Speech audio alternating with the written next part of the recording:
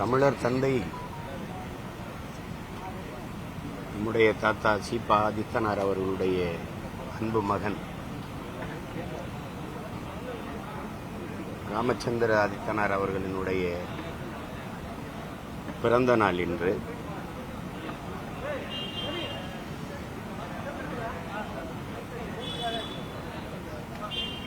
இதழ் நடத்தியவர்கள், ஊடகம் நடத்தியவர்கள் எல்லாம்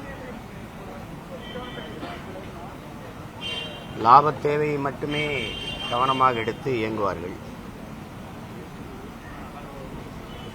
அதிகாரத்தில் இருப்பவர்களுக்கு அச்சப்பட்டு உண்மையான நேர்மையான செய்தியை கூட வெளியிட தயங்குவார்கள். ஆனால் அங்க ஐயா ராமச்சந்திர ஆதித்தனார் அவர்கள் அப்படிப்பட்டவர் அல்ல. குறிப்பாக ஈழப்போர் நடந்து கொண்டிருந்த காலகட்டத்தில் அங்கு என்ன நடக்குது என்கிற உண்மை செய்தியை சொல்வதற்கு இங்கே இருந்த அதிகாரங்கள் அச்சுறுத்தி மிரட்டி அடக்கி ஒடுக்கி வைத்திருந்த காலகட்டத்தில் துணிந்து எதற்கும் கவலைப்படாமல் அங்கே என்ன நடக்கிறது, நம் மக்கள் எப்படி கொன்றொழிக்கப்படுகிறார்கள் என்கிற உண்மையை ஒருவருக்கும் பயப்படாமல் அச்சிலேற்றி வெளியிட்ட பெருந்தகை ஒரு மானமிகு தமிழ் பெருமகனார் நம்முடைய ஐயா ராமச்சந்திர ஆதித்தனார் அவர்கள். அந்த காலகட்டத்தில் தொடர்ச்சியாக அதற்காக போராடி போராடி போரை நிப்பாற்ற போராடி சிறைப்படுத்தப்பட்ட என் போன்ற பிள்ளைகள். நான் ஒன்றும் அப்ப அறியப்பட்டவனோ அடையாளப்பட்டவனோ அல்ல. என் போன்ற எளிய மகனை அழைத்து என்னை வாழ்த்தி தொடர்ச்சியாக நீங்கள் போராடுங்கள், நான் உங்களுக்கு துணையாக இருக்கிறேன் என்று வாழ்த்திய பெருந்தகை ஐயா ராமச்சந்திர ஆதித்தனார் அவர்கள். அதை என்றென்றும் நன்றியோடு நான் நினைவு கூறுவேன். மறக்க இயலாத ஒரு வரலாற்று நிகழ்வாக என் வாழ்வில் அது பதிவான ஒன்று. நெல்லை பகுதியில் எங்கு நாங்கள் கட்சி கூட்டம் நடத்தினாலும் எங்கள் கட்சி பிள்ளைகளை அழைத்து நிதியுதவி செய்த வள்ளல் ஐயா ராமச்சந்திர ஆதித்தனார் அவர்கள். அவரைப் போல இன உணர்வும் மானவுணர்வும் கொண்ட பெருந்தமிழர்கள் இன்று அரிதினும் அரிதாகி போய்விட்ட காலத்தில் இந்த மகத்தான மகனின் பிறந்த நாளில் நின்று அவர் என்ன இன உணர்வு மான உணர்வு கொண்டு இந்த தமிழ் சமூகத்தின் உயர்வுக்கு மேம்பாட்டிற்கு உழைத்து வந்தாரோ அதே கடமையை அதே தொண்டை நாங்கள் தொடர்ந்து செய்வோம் என்கிற உறுதியை ஏற்று ஐயாவிற்கு என்னுடைய பிறந்தநாள் வாழ்த்துக்களை தெரிவிப்பதில் மகிழ்கிறேன்.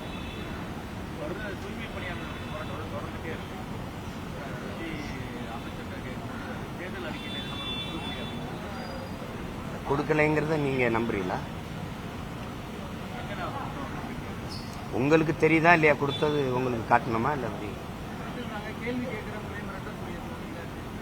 அதுதான் அதிகார திமிர்னு பேர். அதுக்கு பேரு அதிகார திமிர் என்று அதுக்கு பேர்.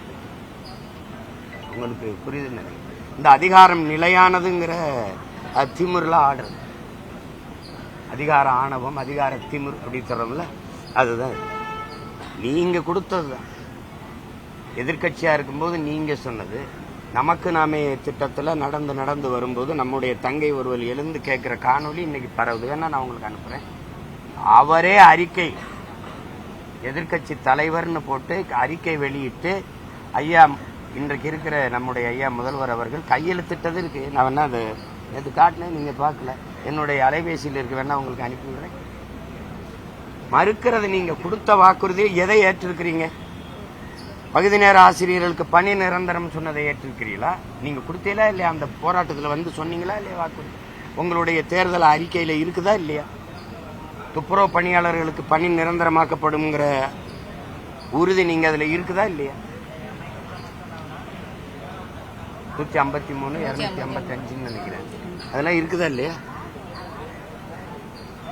மறுக்கிறது எளிது, நீங்க மறுப்பீங்க. மக்கள் எப்படி மறப்பாங்க?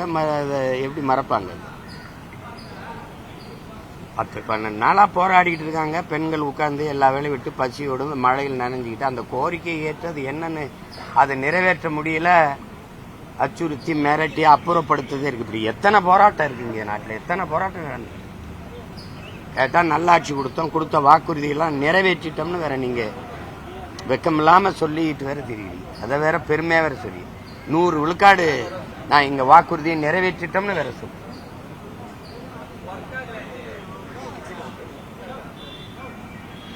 வேற வேற தேர்தல் ஆணையத்தின் மீது எதிர்க்கட்சிகள் தொடர்ந்து அதிருப்தி தெரிவிச்சிருக்காங்க. தமிழகத்தில் 2026 தேர்தல் வருது. இந்த தேர்தல் வந்து முறையான தேர்தல் ஆணையம் நடத்தும் நீங்க எதிர்பார்க்கறீங்களா? இல்ல, எப்பவுமே நடக்காது, எப்பவுமே நடந்தது இல்லையே, எப்பவுமே நடந்தது இல்லை. நீங்க இந்த முறையே தவறுன்னு நான் சொல்றேன். நீங்க இதுல ஒரே நாடு ஒரே தேர்தலுக்கு வேற இந்த நாடு முயற்சி. நீங்க ஒரு மாநிலத்தில் 7 கட்டம் 8 கட்டமா நடச்சா இல்லையா? மேற்கு வங்கத்தில், பீகார்ல 4 கட்டம் பார்த்திருப்பீங்க நீங்க. அப்ப ஒரே நாடு ஒரே தேர்தல் எப்படி நடக்கும்? அமெரிக்காவில் வந்து உங்களுக்கு 50 மாகாணங்கள், பல நேரங்கள். எனக்கு 11:10னா அவருக்கு 11:30, 11:50 அப்படி நேர அளவு மாறும். அப்படி இருக்கும்போது அந்த நாடு காலையில வாக்குப்பதிவை தொடங்கி மாலையில முடிச்சு அப்படியே எண்ணிக்கிட்டே போய் நள்ளிரவு அந்த இரவு முடிஞ்சு அடுத்த நாள் தொடங்குறதுக்கு முன்னாடி 12 மணிக்கு சரியா இவர் தான் அமெரிக்க அதிபர், இவர் தான் பிரசிடென்ட் ஆஃப் அமெரிக்கான்னு பேச விட்டுருது. நீங்க பாக்குறீங்க அது வாக்கை எப்படி எண்ணுதுன்றீங்க? வாக்கு பதிவை சீட்டுல பதிவு பண்ணி கைக்கிட்ட எண்ணிருது. அவன் சொல்றதுல டிஜிட்டல் அமெரிக்கான்னு புரியுதுன்னு நினைக்கிறேன். நம்ம ஆளுங்க டிஜிட்டல் எண்ணியல் இந்தியா எல்லாம் வச்சுக்கிட்டு தட்டினா கடன்னு சொல்லிருந்துட்டு வாக்கு பதிவு பண்ணி பெட்டிய 42 நாள் பூட்டி வச்சிருந்ததா இல்லையா? கேட்கறது பழிச்சிருந்தோம். அப்புறம் எதுக்கு இந்த டிஜிட்டல் இந்த எண்ணியல் முறை? எதுக்கு தட்டினோட சொல்ல போகுது. அதை ஏன் 42 நாள் ஒவ்வொரு இடத்துல ஒரு பள்ளிக்கூடத்தில் போட்டு பூட்டி வைக்கிறீங்க? பெட்டியை பாதுகாக்க போடுற காவலர்களை நியமிக்கிற ஆள் யாரு? அந்த அதிகாரி நேர்மையா பாதுகாத்துக்கிட்டே இருப்பார் அந்த பெட்டியை. 42 நாளுக்குள்ள என்னென்னவோ நடக்கலாம். நீங்க பாக்குறீங்க வட இந்தியாவில் பெரிய பெரிய விடுதிகள்ல பெட்டி, வாக்கு பெட்டியை தலைக்கு வச்சு படுத்து கிடந்தது இருக்கு. தானியில் ஆட்டோவில் வச்சுக்கிட்டு இறங்கி போனதெல்லாம் இருக்கு. பெட்டியை சூட்கேஸை பிடிச்சிட்டு போன மாதிரி வாக்கு பெட்டியை பிடிச்சிட்டு போனதெல்லாம் இருக்கு. நான் வேணா உங்களுக்கு அனுப்புவா காணொலிகளை. ஒருத்தர் நின்னுப்பாரு, அந்த அம்மா வந்தவொடனே அதை அடையாள அட்டை வாங்கிக்கிட்டு இவரே போய் அழுத்திடுவாரு. எல்லாமே பிஜேபிக்கு போகும், உங்களுக்கு தெரியும் நினைக்கிறேன். அந்த மாதிரி தேர்தல் முறைகேடுன்னு இல்லைன்னு எப்படி சொல்ல முடியும்? இதை இந்த வாக்கு எந்திரத்தை கண்டுபிடித்து நமக்கு அனுப்புற மைக்ரோ எலக்ட்ரானிக் சிப்புங்கிறது இந்தியன் எலக்ட்ரானிக் கார்பரேஷன், இந்த 2 ஜப்பானும் இந்தியாவும் சேர்ந்து தயாரிக்குது. அது ஜப்பான் அதை பயன்படுத்துறது இல்லையே. பாக்ஸிட்டு முறையை கடைசியா பங்களாதேஷ் வச்சிருந்துச்சு, அதுவும் விட்டுருச்சு. நம்ம மட்டும்தானே கட்டிக்கிட்டு அழுகிற அந்த இந்த வாக்கு எந்திர முறை. தமிழகத்தில் வாக்கு பெறுவதில் என்ன தவறு இருக்கு?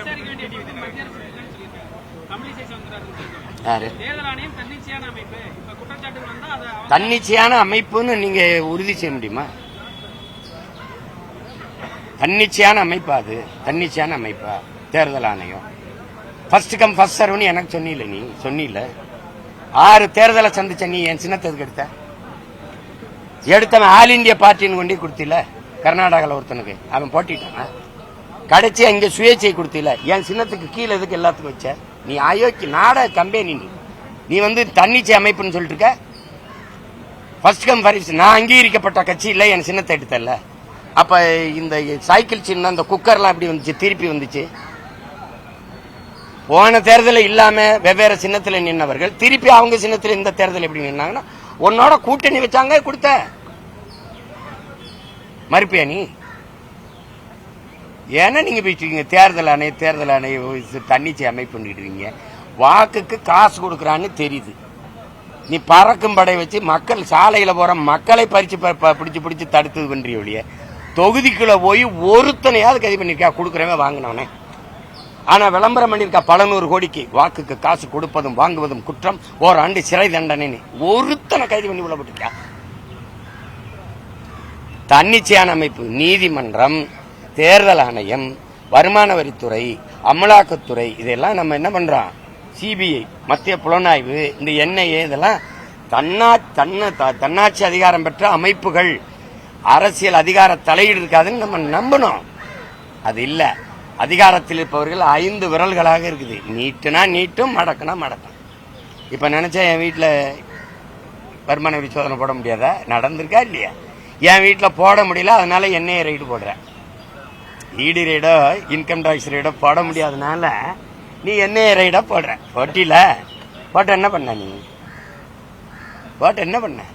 சும்மா மிரட்டுவா. நீங்களும் இப்படி விவாதங்களே பேசுறாங்க அந்த கட்சி தலைவர்கள். நான் பேசுனா இன்கம் டாக்ஸ் ரைடு வரும் அப்படின்னு பல பேர் அதுக்கு பாய்ந்துக்கிட்டு தான். தம்பி பெட்டியும் மூடுறான், வாயும் மூடுறான், எல்லாம் பெட்டியும் மூடி வச்சுக்கிறான், வாயும் மூடி வச்சுக்கிறான். அதுக்கு பாய்ந்துக்கிட்டு தான். நாங்க எதுக்கும் பயப்படுறது இல்லை. என்ன என் பங்காளி வடிவேல் சொல்ற மாதிரி எடுத்து பள்ளியில பயம். இதை போய் நீங்க இன்னும் நம்பிக்கிட்டு இருக்கீங்க. தேர்தல் ஆணையத்தை அப்ப எங்க அம்மா எப்படி சொல்லுவாங்க? எங்க தலையீடு இருக்குன்னு சொல்லுவாங்க. தம்பி, நீதிபதியா ஒரு கட்சியில இருக்கிற பொறுப்புல இருக்கிற ஒரு பெண்ணை நியமனம் பண்றாங்க. அப்புறம் இத போய் நீங்க ஜனநாயக நாடு, நீதிமன்றம்லாம் தன்னாட்சி அதிகாரத்தில் இருக்கிறது அப்படிலாம் ஒண்ணும் இல்லையா? அப்படிலாம் ஒண்ணும் இல்லை. இப்ப நீங்க மக்களின் வழக்கை எவ்வளவு நாள் கழிச்சு எடுக்கிறாங்க. இந்த பொதுக்குழு தீர்மானம் செல்லுமா செல்லாதா, இந்த சின்னம் யாருக்கு அப்படிங்கறத காலையில வழக்கு பண்ணா சாயந்தரம் தீர்ப்பு வருது. அது மட்டும் எப்படி? உங்கள்கிட்ட பதில் இல்லையில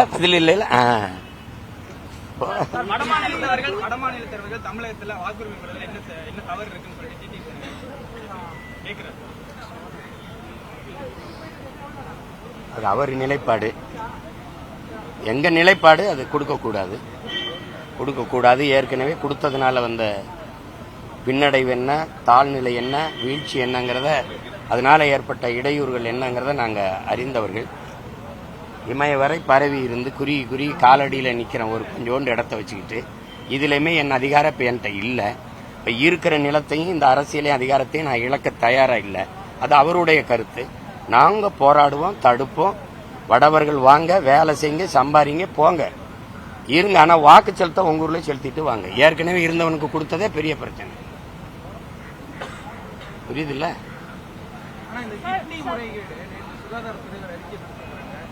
திருச்சியில பெரம்பலூர்ல 2 காலேஜ் மெடிக்கல்லையுமே கிட்னி திருநெல் உண்மை அப்படிங்கிறது தெரிய வந்து அந்த மெடிக்கல்ல வந்து உறுப்பு மாற்று ஆணையம் நிரந்தரமாக செய்யப்படாதுன்னு தடை பாக்குறீங்க. தடுக்கணும். அந்த ஒரு இடத்துல ஒரு மருத்துவமனையில், அந்த மருத்துவக் கல்லூரி மருத்துவமனையில் நடந்தது வெளியில தெரிய வந்துட்டது. ஆனா என்னோட குற்றச்சாட்டு நாடங்களும் இது நடக்குதுன்னு தான். பொதுவாக என்னுடைய நீங்க கேட்ட தம்பி, நீங்களும் எல்லாரும் தெரிஞ்சுக்கணும். சந்தை பொருளாதாரத்தை ஏற்றுக்கொண்ட உலகத்தில் நம்ம நாட்டில் வாழ்ந்துகிட்டு இருக்கோம். என்னன்னா தனியார் மயம், தாராளமய, உலக மயத்தில் நாடு ஒரு சந்தையாயிட்ட பிறகு நம்மளும் ஒரு பண்டமா தான் பார்க்கப்படுவோம். மனித உயிரும் ஒரு பண்டமா தான் பார்க்கப்படும். உடல்நிலை சரியில்லைன்னு நீங்க போயிட்டீங்கன்னா மூளை சாவுங்கிறத நீங்க எந்த காலத்திலிருந்து அறியறீங்க? பிரெயின் டெட்டுங்கிறத அப்படி ஒரு செய்தியை நீங்க எவ்வளவு காலத்துல இருந்து சொல்றதுங்க? நீ தானே 10 வருஷம், அதிகபட்சமா போன ஒரு 15 வருஷம் வச்சுக்கிடுமா? அதுக்கு முன்னாடி மூளை சாகல. ஏன் திடீர்னு சாகுது? ஏன்னா நீங்க ஒரு இளைஞரா வர்றாரு, நல்லா இருக்கு, அவருக்கு இதய துடிப்பு நல்லா இருக்கு, சிறுநீரகம் நல்லா இயங்குது, கண் பார்வையெல்லாம் ஒன்றும் பிரச்சனை இல்லை. என்னன்னு அது ஒரு 2 கோடி, இது ஒரு 4 கோடி, இது ஒரு 6 கோடி அப்படின்னு அது நீங்க ஒரு பண்டம் என்ன நம்ம என்ன இதெல்லாம் அதுல இது ஒரு பண்டம் வித்தாச்சு. அதுல என்னென்ன ஏழ்மை, வறுமையில் இருக்கிற குறிப்பா நெசவாளர்கள், நம்முடைய கல்வி அறிவுல வராத ஒரு விழிப்புணர்வற்ற விளிம்புநிலை மக்கள், அவர்கள்ட்ட 2 கிட்னி 2 சிறுநீரகம் இருக்குல்ல, நீ என்ன பண்ண? ஒன்ன வித்தா 4 லட்சம் கிடைக்கும், 2 லட்சம் கிடைக்கும். நீங்க எனக்கிட்ட யாருக்கு சிறுநீரகம் தேவைப்படுதோ என்கிட்ட 25 லட்சம் பேசியிருப்பீங்க. ஆனா என் தாய்கிட்ட, என் தந்தைகிட்ட 2 லட்சம்ங்கிறது 100 நாள் வேலைக்கு போறவனுக்கு, மதிப்பு மிக்க உரிமையை 500 ரூபாய்க்கு விற்கிற எங்க ஆத்தாள் அப்பனுக்கு ஓட்ட விற்கிறவனுக்கு 2 லட்சம் பெரிய பணம். 2 லட்சத்தை கொடுக்குறேன்ட்டு அதுலயும் நான் கேள்விப்பட்டது 2 லட்சம் உனக்கு தாரேன்ட்டு 1 லட்சத்தை கொடுத்தா அந்த 1 லட்சத்தையும் ஆட்டையை போட்ட போன ஐயோக்கிய பயிலுன்னு இருக்கான். அப்ப இது என்னன்னா ஒரு விழிப்புணர்வற்ற முழுமையான கல்வி அறிவு போய் சேராத இந்த ஏழை எளிய மக்கள், உழைக்கும் மக்கள், அன்றாடம் தினக்கூலிகள் இருக்காங்க பாருங்களேன், மீள முடியாத வறுமை ஏழ்மையில் இருக்கிற அந்த மக்களின் உரிப்பு திருடப்படுவதுதான் பெரிய வேதனையா இருக்கு. சிலர் விரும்பி கொடையா கொடுப்பாங்க, அதை தவிர்க்க முடியாது, அது ஏற்புடையது. ஆனால் இந்த மாதிரி இது பெரும் குற்றச்செயல். உறுப்பு திருட்டுங்கிறது பெரும் குற்றச்செயல். இதை திருட்டுன்னு நம்ம சொல்லக்கூடாது, அது முறைகேடுன்னு தான் சொல்லணும். அது இல்லைன்னா அதுக்கு ஏதாவது வழக்கு போட்டாலும் போடுவாங்க. ஏன்னா இப்போ அப்படிதானே.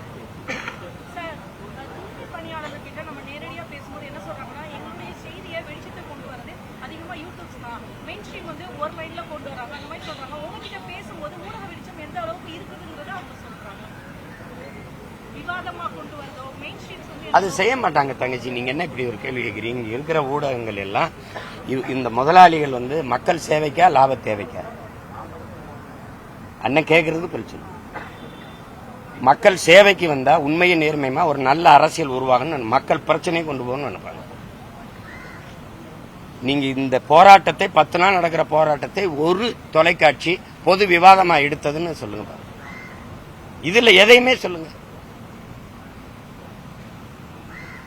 எந்த மக்கள் பிரச்சனையும் தொடாது, தொட்டா அதிகாரம் விடாது, அரசு விளம்பரங்கள் வராது, 100 அழைப்பு போகும். ஏன் அதை தேவையில்லாம அதை போக்கஸ் பண்றீங்க? எதுக்கு அதை ப்ரோமோட் பண்றீங்க? ஏன் அவரை காட்டுறீங்க? இப்ப என்னையவே நீங்க என்ன பண்ணுவீங்க? நீங்க 100 கேள்வி கேட்பீங்க. உங்களுக்கு எது வேணுமோ அதை பற்றி ஒரு நடிகரை பற்றி சொன்னா அதே சொல்லிட்டாரு. 1.5 மணி நேரம் பேசினா ஒரு வரி செய்தி எடுத்து போடுங்க. உங்களுக்கு வேண்டியது ரேட்டிங். நம்ம அதை பத்தி கவலைப்பட முடியாது. அதுல இந்த வலைவலிக்காரங்களுக்கு இந்த மாதிரி செய்திகளை போட்டா தான் அவங்களுக்கு போய் சேருது. உங்களுக்கு இதெல்லாம் போடாம இருந்தா தான் நீங்க இது பண்ண முடியும். அது என்ன பண்ண முடியாது, ஒன்றும் செய்ய முடியாது. அதனாலதான் திரும்ப திரும்ப அந்த மக்கள்கிட்ட போய் நான் உட்கார்ந்தா இந்த செய்தியை உடமாற கொண்டு போகணுங்கிற தம்பி தங்கைகள் கொண்டு போவாங்க. சில பேர் இவன்லாம் போய் உட்கார்ந்துருக்கானேன்னு திட்டத்துக்காக இந்த செய்தியை போடுவான். ஆனா எப்படியும் செய்தி போயிடும். சாதியை பற்றி விழிப்புணர்வு வீடியோ போட்ட கோபி சுதாகர் வந்து கோயம்புத்தூர்ல கேஸ் போட்டுருக்காங்க. அதுக்கு அவர் தப்புன்னு சொல்லி நியாயமா வழக்கறிஞர் மாறாக்குறாரு. எப்படி பாக்குறீங்க? விழிப்புணர்வு மக்கள்கிட்ட ஏற்படுத்தினா இல்ல, அது அண்ணன் விருதுநகர்ல வச்சு இந்த அருப்புக்கோட்டையில வச்சு பேசும்போதும் பேசுங்க. இது வந்து தம்பி கோபி சுதாகருடைய பணி இல்ல, என்னுடைய பணி, உங்களுடைய பணி, மானுடனா இந்த மண்ணில் பிறந்த ஒவ்வொருத்தனுடைய அரிய பெரிய சமூக பணி. இதை முன்னோர்கள் செஞ்சாங்க, தொடர்ந்து செஞ்சாங்க, பேசினாங்க. எத்தனை சித்தர்கள், எத்தனை ஞானிகள், எவ்வளவு யோகிகள், எவ்வளவு அறிஞர்கள் பெருமக்கள் பாடுபட்ட பூமியில இன்னும் சாதிக்காக நம்ம கொலை செஞ்சுக்கிறோம்ங்கிறது சொல்லுங்க. இவன் கொலை பண்ணல, இனத்தை கொன்னால லட்சக்கணக்கா, அவன்ல ஒருத்தனை கொல்லல. புரியுதா உங்களுக்கு? எங்கேயோ இருக்கான் பகைவன், ஆனா சொந்த ரத்தங்களை வெட்டி சேர்த்துக்கிட்டு இருக்கிறது இருக்குல்ல. இதத்தான் நம்ம ஐயா காப்பா அரவானது தன்னின பகைங்கிறார். தன்னின பகையால் தாழ்ந்து வீழ்ந்த தமிழ் சமூகம்டாங்கிறார். புரியுதா? அது ஒரு நோய் தான், அதை சரி பண்ணணும். அதிகாரத்தில் இருப்பவங்க அதுக்கான இதுவும் இல்லாம, ஏன்னா படிக்கிற பிள்ளைகள், பள்ளிக்கு போற பிள்ளைகள் பைக்குட்டுக்குள்ள அருவாளோட போறான்னா நடுக்கமா இருக்க இல்லையா? என்னடா ஒரு தலைமுறை இவ்வளவு நஞ்சா வளருதுன்ட்டு. அதனால அது கோபி சுதாகர் மேல வழக்கு போடுவதெல்லாம் அதெல்லாம் ரொம்ப இந்த சமூக தீண்டாமையை காட்டுது, சமூகத்தில் மேலங்கி இருக்கிற சாதிய கொடுமைகளை காட்டுது. பெருமை எதுல வேணாலும் இருக்கலாம், அதுல இருக்கக்கூடாது, சாதி மதத்தில் இருக்கக்கூடாது. தமிழர்களுக்கு மொழி, இனம், தன்னுடைய வரலாறு, தன்னுடைய தொன்று தொட்ட வேளாண்மை, தன்னுடைய பண்பாடு, தன்னுடைய வழிபாடு, தன்னுடைய இறை, அதுலதான் தனக்கு வந்து தன்னுடைய கலாச்சாரம், வாழ்வியல் முறை, அதுலதான் பெருமை இருக்கணுமே ஒழிய சாதி மதத்துல என்ன பெருமை இருக்குது?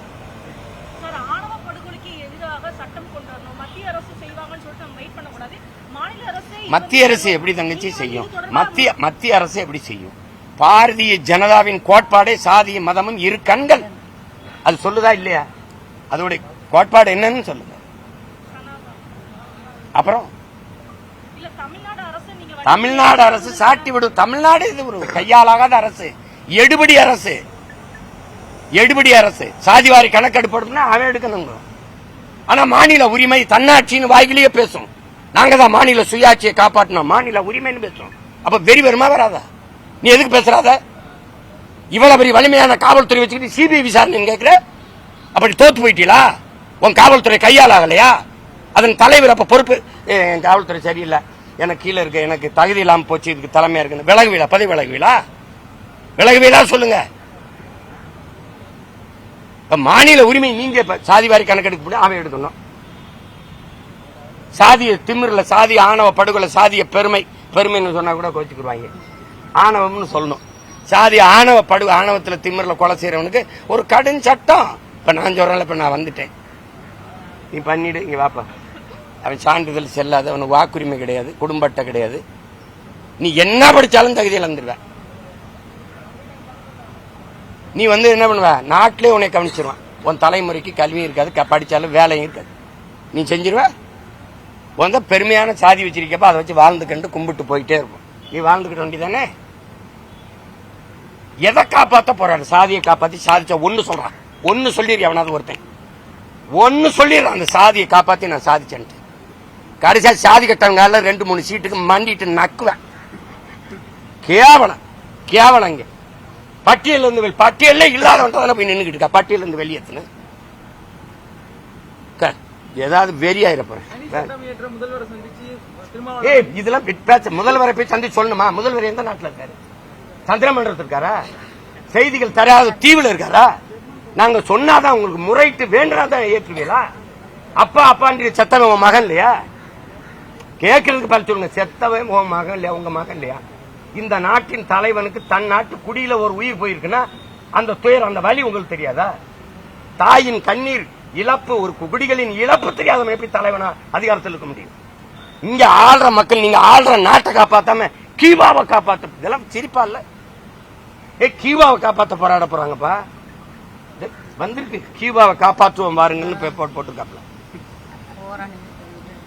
சிரிக்காத. போட்டிருக்கா இல்லையா சொல்லு, உண்மையை சொல்லு. கீவாவுக்கு என்னடா பிரச்சனை சொல்லுங்கப்பா. என்ன பிரச்சனை? அது ஒன்னே மாதிரியா எல்லாத்தையும் தனியாருக்கு விட்டுட்டு நிக்குது?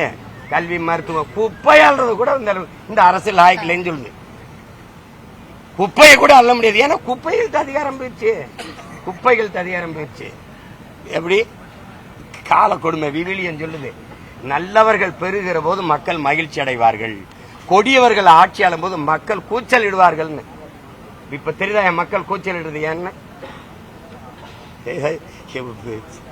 காலையிலேயே கோவப்படுத்துறாங்க. இன்னும் ரொம்ப தூரம் போக வேண்டியது, மறுபடியும் வேற போராட்டத்துக்கு வேற போக வேண்டியிருக்கு, சாப்பாடு கொடுக்க வேண்டியிருக்கு மக்களுக்கு. அங்க வேற கேள்வி கேப்ப, அதுக்கு வேற கோவப்படும். இப்ப நான் சந்திக்கவா வேணாமா? நீங்க வர மாட்டீங்க, யாரும் வர மாட்டீங்க. நீங்க அப்ப நானாவது என் ஆத்தாளப்பன் பக்கத்துல, அக்கா தங்கச்சி பக்கத்துல உட்காரணும்ல.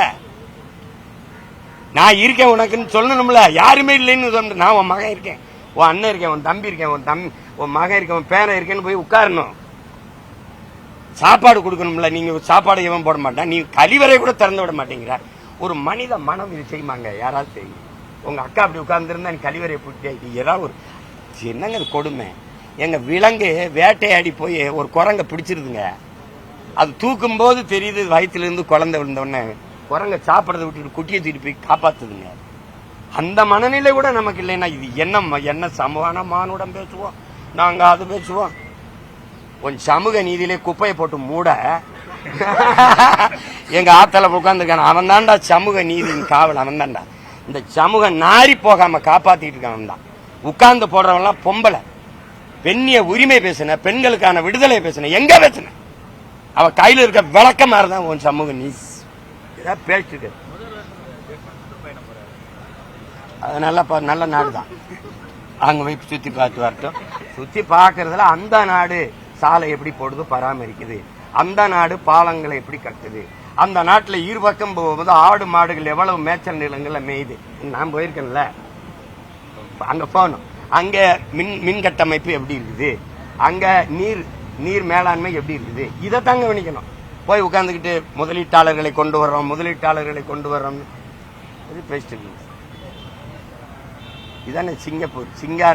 சிங்கப்பூராக சென்னையை மாற்றுவோம். சிங்கப்பூர்காரன் பூரா கேட்டுச்சுன்னு தீ குளிச்சுக்குறான். இவ்வளவு கேவலப்படுத்துறாப்புல நம்மள. வேற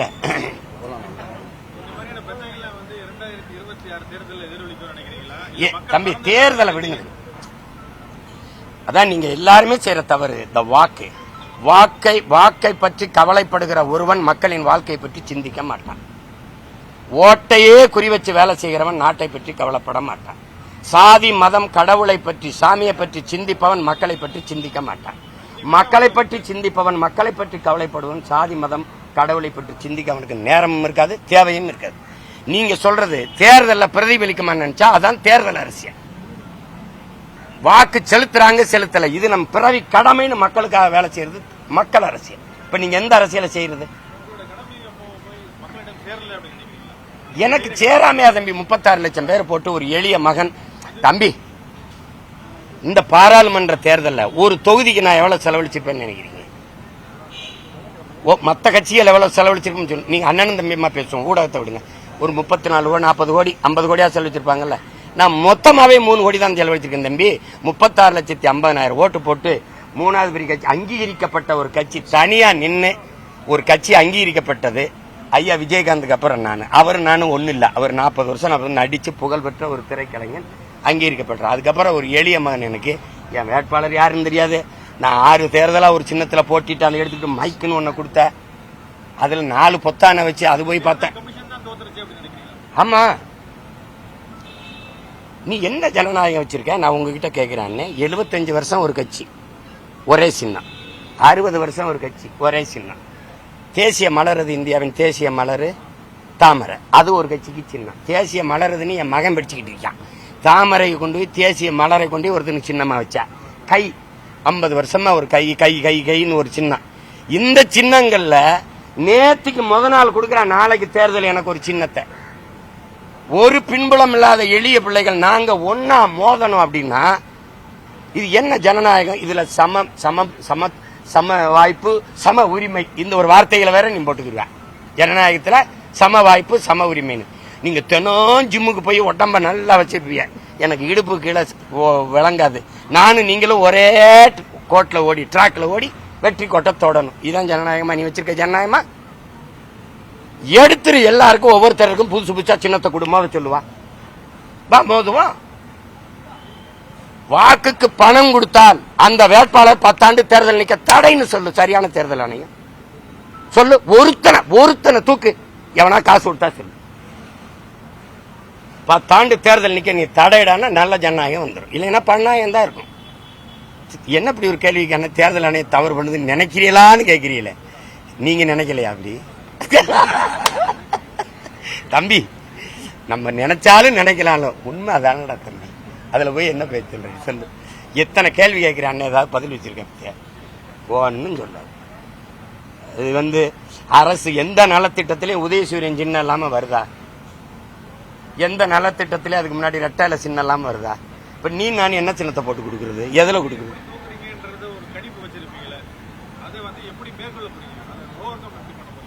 தம்பி, நான் எங்க தோற்றேன்னு நீ சொல்லு.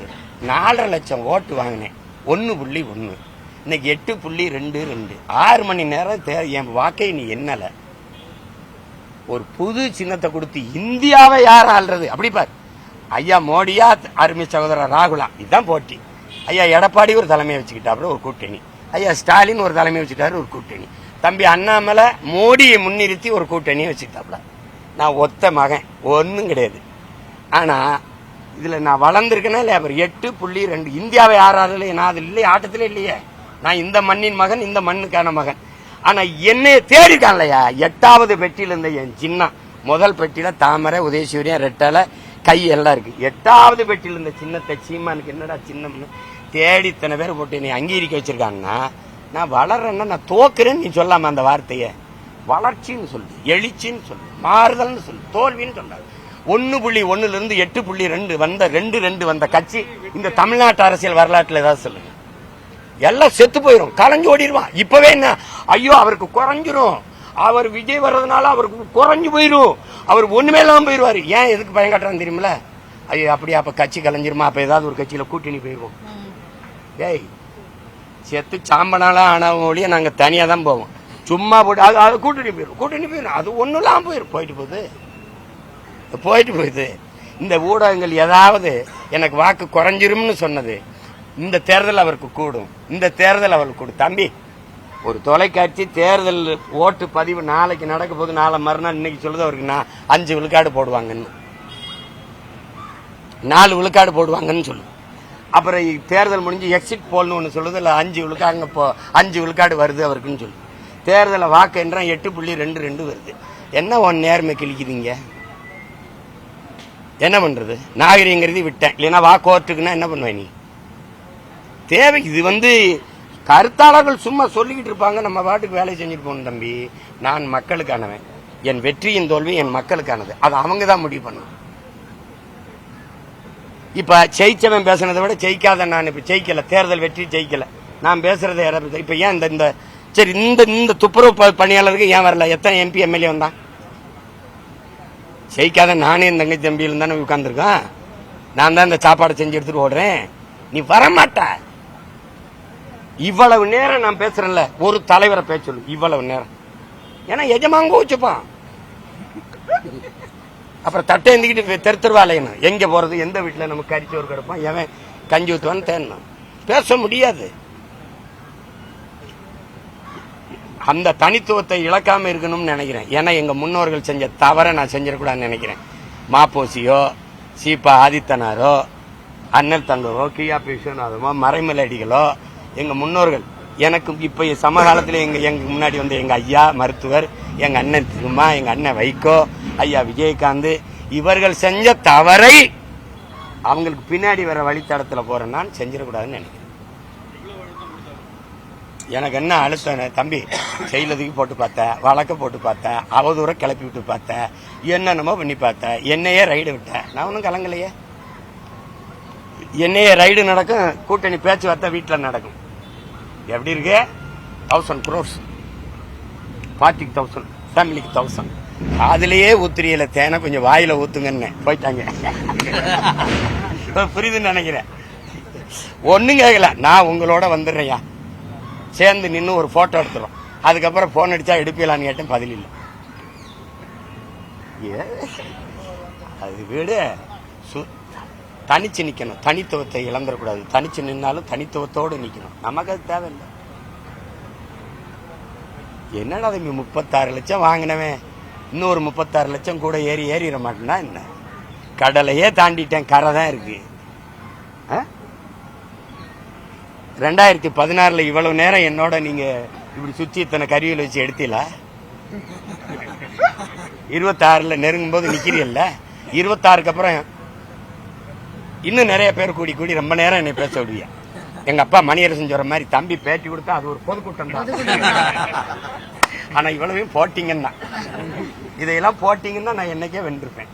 நீ இந்த தங்கச்சி சொல்ற மாதிரி ஒரு வரி அப்படி போட்டு என்னடா